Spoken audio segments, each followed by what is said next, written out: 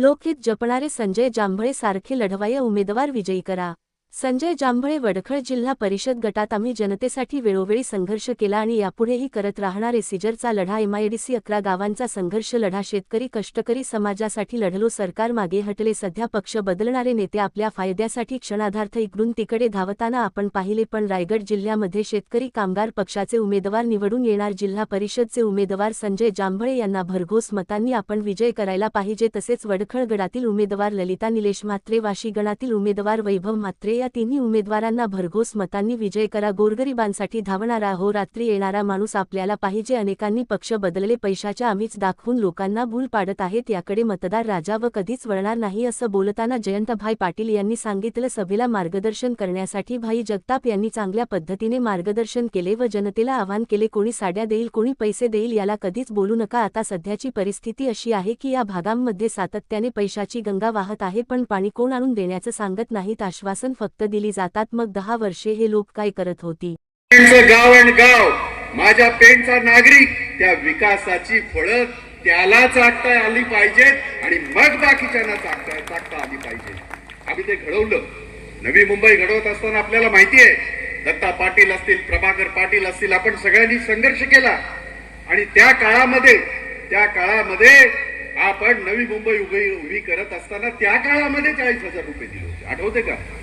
त्या काळात। आता या गोष्टीला किती वर्ष झाली आणि आज ज्या पद्धतीने इथे आपले सहकारी सांगत होते, निलेश सांगत होता मला वाटतं की 200 कोटी रुपये एकर, म्हणजे आमच्या जागा घ्यायच्या विकासासाठी। आम्ही जेव्हा 2 पावलं पुढे येतो त्यावेळेला आम्हाला उद्ध्वस्त करण्याचा तुम्हाला काय आम्ही जाहीरनामा लिहून देत नाही, त्या विकासामध्ये आम्ही दिसले पाहिजे।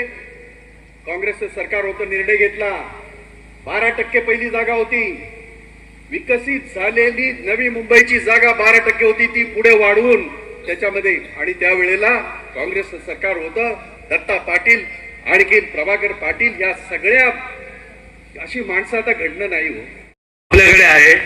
आणि त्याच प्रकारचं काम तुम्हाला ह्या इलेक्शन नंतर जेव्हा विजय प्राप्त ते करतील त्यावेळेला करताना पाहायला मिळतील।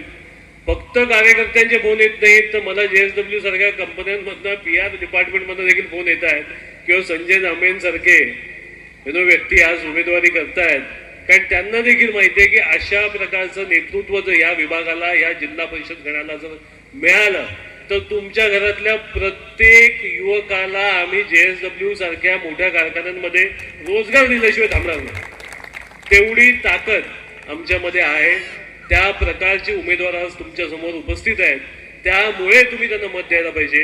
हे मत आम्ही फक्त आणि फक्त मेरिटवरती मागतोय, तुम्हाला कुठल्याही प्रकारचे इमोशनल हे सांगत नाहीये। पण जर तुम्हाला तुमच्या विभागाचा, तुमच्या गावाचा विकास करून हवा असेल तर आमच्या उमेदवारांना तुम्ही 100% मत द्यायला जावं। आज त्याचबरोबरीने ललिता म्हात्रे इथे उपस्थित आहेत, तुमचे वैभव म्हात्रे इथे उपस्थित आहेत, हे त्यांना त्याच पद्धतीची साथ देणार आहेत आणि तुमच्या तालुक्यातले जे प्रश्न आहेत ते मांडणार आहेत। आणि तरी सर्व बाकीची जनता टिकेल, आगरी समाज हा खऱ्या अर्थाने टिकायला पाहिजे। 2017ला माझा पराभव झाला जिल्हा परिषदेला, आणि ते बरं झालं पराभव झाला, नाहीतर पुन्हा 2007 सारखी आता जी 2026ला जनता बोलते की साहेब तुम्ही उभे राहा, हरिओमला वाटलं मी उभा राहणार नाही।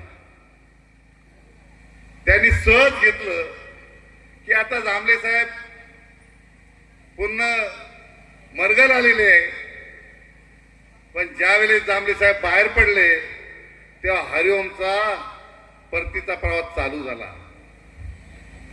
कारण जेव्हा या जिल्हा परिषद अर्थबांधकाम सभापती होतो तेव्हा कधी विचार केला नाही की हा माझा प्रभातला गाव आहे, पूर्ण पेण तालुक्यामध्ये जिथे ते मला काम करता येईल, जिथे जिथे कामाची पाठी लावता येईल तिथे मी प्रामाणिक काम केलेलं आहे। जांभळे उभे राहत होतो गरीब पडायला, आता पण त्याची माझी बहीण लागलेली आहे।